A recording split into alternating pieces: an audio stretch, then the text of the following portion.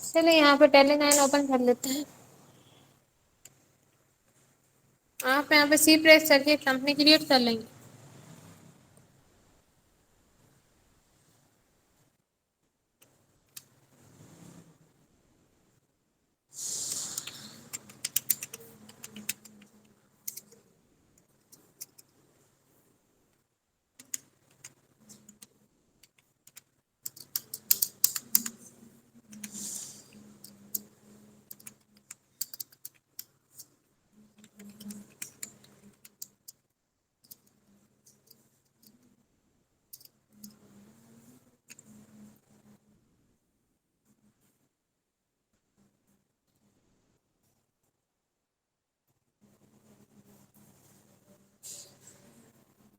चल हमने आपको बताया था संपत्ति परचेस करना। असेट परचेस करने के लिए आप यहाँ पे ALC से पहले उससे लेजर बना लेते हैं। जो भी संपत्ति आप परचेस कर रहे हैं, जैसे फर्नीचर परचेस कर रहे हैं, आपने यहाँ लेजर बनाया था फर्नीचर अकाउंट, अंडर में ये आ जाता है फिक्स्ड एसेट में।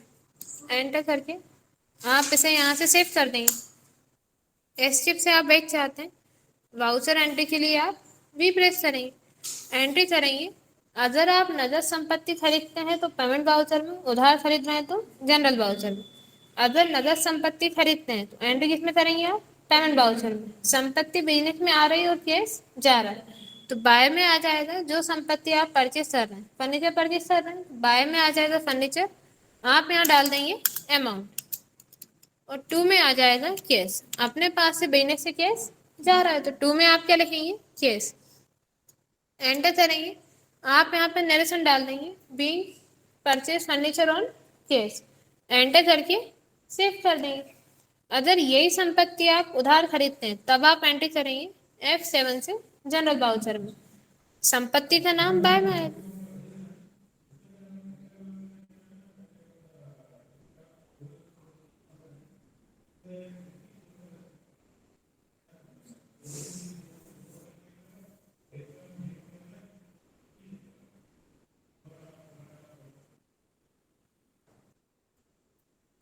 बाय में आप यहाँ पे लिखना फर्नीचर अकाउंट, ठीक, क्योंकि अपन संपत्ति नगद खरीदे चाहे उधार, बिजनेस में संपत्ति आ रही है तो बाय में आ जाएगा संपत्ति का नाम। अमाउंट डाल देंगे आप यहाँ पे, जैसे 50,000 की नगद खरीद ली, 25,000 की आप उधार खरीद रहे तो बाय में आपने लिखा संपत्ति का नाम अमाउंट।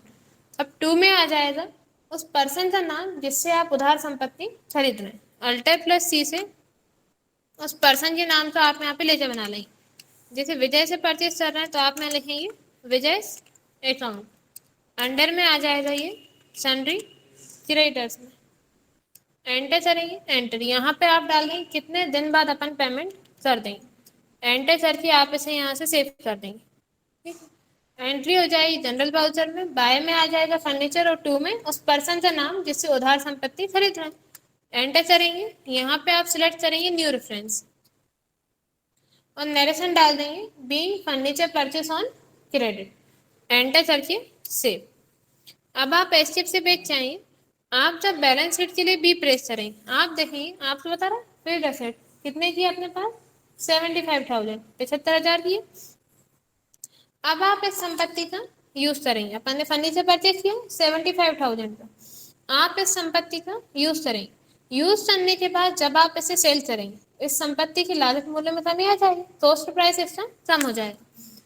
तब आप इस संपत्ति कितने में बेचेंगे और इस पे कितना मूल्य ह्रास आप लगाएंगे, कितना डेप इस पे लगेगा, उसकी आप पहले कैलकुलेशन कर लेते हैं। उसके लिए आप इसे यहाँ से मिनिमाइज करना, आप यहाँ पे एक्सेल ओपन करेंगे। सबसे पहले यहाँ पे आप लिखेंगे कॉस्ट प्राइस। कॉस्ट प्राइस होता है संपत्ति का लागत मूल्य, संपत्ति का जितना लागत मूल्य है वो आप यहाँ पे टाइप कर देंगे। आपने कॉस्ट प्राइस में लिखा, अपन ने संपत्ति टोटल कितनी परचेज की है 75,000, तो इसकी कॉस्ट प्राइस कितनी हो गई 75,000, आप यहाँ डालेंगे। फिर आप यहाँ पे लिखते हैं गारंटी वारंटी, कितने टाइम की आपको गारंटी वारंटी मिली। जब आप कोई संपत्ति परचेस करते हैं उस पर गारंटी वारंटी मिलती है, कितने टाइम की गारंटी वारंटी मिली है वो आप यहाँ पे टाइप कर देंगे। जैसे माना आपको मिली है 2 साल की, आपने यहाँ लिखा 2 साल। फिर आप यहाँ पे लिखते हैं RV, आरवी का फुल फॉर्म होता है रेसिडियल वैल्यू, हिंदी में बोलते हैं अवशिष्ट मूल्य। आज जो संपत्ति आप 75,000 में परचेज कर रहे हैं, 2 साल बाद, 2 साल की गारंटी वारंटी, 2 साल बाद इस संपत्ति का अवशिष्ट मूल्य कितना बचेगा वो आप यहाँ पे टाइप कर देंगे। जब भी आप कोई संपत्ति परचेज करते हैं, शॉपकीपर आपसे बोलता है ये संपत्ति 75, मतलब ये फर्नीचर 75,000 का, 2 साल की इसकी गारंटी वारंटी, 2 साल बाद ये फर्नीचर आपका 50,000 में चला जाएगा। कितने में बोला उन्होंने? 50,000 में। इसका अवशिष्ट मूल्य कितना हो गया? 50,000। 2 साल बाद ये संपत्ति आपकी कितने में चली जाएगी, उसका अवशिष्ट मूल्य वो आप यहाँ पे टाइप कर देंगे। फिर अब आप यहाँ पे निकालेंगे पर ईयर डेट, इस साल में इस संपत्ति पे कितना डेट लगेगा, ये पहले आप यहाँ निकालेंगे पर ईयर डेट, इस साल में 75,000 की संपत्ति पे कितना डेट लगेगा। इसके लिए आप इक्वल लाएंगे जो इसका रेसिडियल वैल्यू अवशिष्ट मूल्य है, इसका सेल एड्रेस, इसमें आप डिवाइड कर देंगे गारंटी वारंटी, एंटर करेंगे तो कितना बता रहा है इस साल में? 25,000। इस साल से डेप हो जाएगा इस पे 25,000। फिर आप यहाँ पे निकालना पर मंथ डेप, इस साल में इस संपत्ति पे डेप लग रहा है 25,000, एक महीने में इस संपत्ति पे कितना डेप लगेगा। इसके लिए आप यहाँ पे इक्वल लगाते हैं जो पर ईयर का डेप रहता है, इसका सेल एड्रेस, इसमें आप डिवाइड कर देंगे 12 से, इस साल में 12 महीने होते हैं, आप डिवाइड कर देंगे 12 से, एंटर करेंगे पर मंथ का डेप यहाँ पे आ जाएगा। अब आपको पर डे का भी निकालना है तो आप यहाँ लिखेंगे पर डे डेप। पर डे का डेप निकालने के लिए आप इक्वल लगाते हैं पर ईयर का सेल एड्रेस, इसमें आप डिवाइड कर देंगे 365 से, एंटर करेंगे तो यहाँ पे पर डे का डेप आ जाएगा। ठीक, अब आप यहाँ पे पर ईयर का सेल एड्रेस लेते हैं, फिर आप यहाँ डिवाइड कर रहे हैं 365 से, क्योंकि एक साल में 365 दिन होते हैं। अगर आप यहाँ पे पर डे का डेप निकाल रहे हैं, आप पर मंथ का सेल एड्रेस भी लेके निकाल सकते हैं। फिर कैसे निकालेंगे? आप इक्वल लाएंगे पर मंथ का सेल एड्रेस, डिवाइड कर देते हैं आप 30 से, एंटर करेंगे पर मंथ का यहाँ पे डेप आ जाएगा। लेकिन पर मंथ का जब आप ये वाला डेप निकालेंगे, इसमें क्या होता है, किसी मंथ में 30 दिन होते हैं, किसी में 31 दिन होते हैं, लेकिन साल में तो टोटल 365 दिन होते हैं। तो इसीलिए अपन यहाँ क्या करते हैं, इक्वल लगाते हैं पर ईयर का सेल एड्रेस, इसमें आप डिवाइड कर देते हैं 365 का, एंटर करेंगे तो यहाँ पे पर मंथ का डेट आ जाएगा। इतना निकाल लेंगे आप लोग। इतना निकालने के बाद अब आप देखिए अपन ने जो संपत्ति परचेज की थी उस पर एक साल में अगर आप डेप लगाते हैं कितना लग रहा है? 25,000। अगर आप एक महीने में लगाते हैं तो उस पर ये डेप लग रहा है, अगर आप पर डे के हिसाब से ला रहे हैं उस पर ये डेप लग रहा है। अब डिपेंड करता है आपने संपत्ति कितने महीने तक यूज की है। जैसे अपन ने जो फर्नीचर परचेज किया था उसको आपने यूज किया 8 महीने, आपने कितने महीने तक यूज किया है? 8 महीने तक। आप यहाँ लिखते हैं, यहाँ निकाल लेना भले आप यूज मंथ, जितने मंथ आपने उस संपत्ति का यूज किया है, कितने मंथ यूज किया है?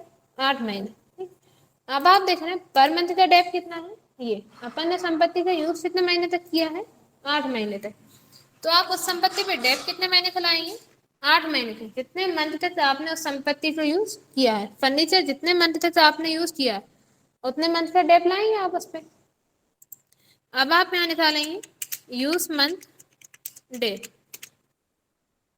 ये पर मंथ का डेप, ये यूज अपन ने किया है 8 महीने तक, वो आपने यहाँ पे टाइप किया। अब यहाँ पे आप इक्वल लाएंगे पर मंथ के डेप का सेल एड्रेस लेंगे, इसमें आप मल्टीप्लाई कर देंगे जितने मंथ तक आपने उस संपत्ति का यूज किया है। कितने मंथ किया है? 8 महीने। एंटर करेंगे तो यहाँ पे 8 महीने का डेप आ जाएगा।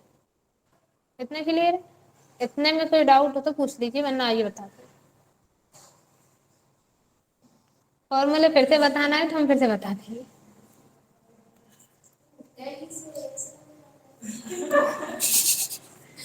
टैली से एक्सेल में इसलिए याद है क्योंकि आपको यहाँ पे कैलकुलेशन करना था, पूरा आपको यहाँ पे कैलकुलेशन करके उसका डेप्थ का अमाउंट निकालना था, इसलिए अपन टैली से एक्सेल पे आ गए। फिर आप एक्सेल से वापस टैली पे चले जाएंगे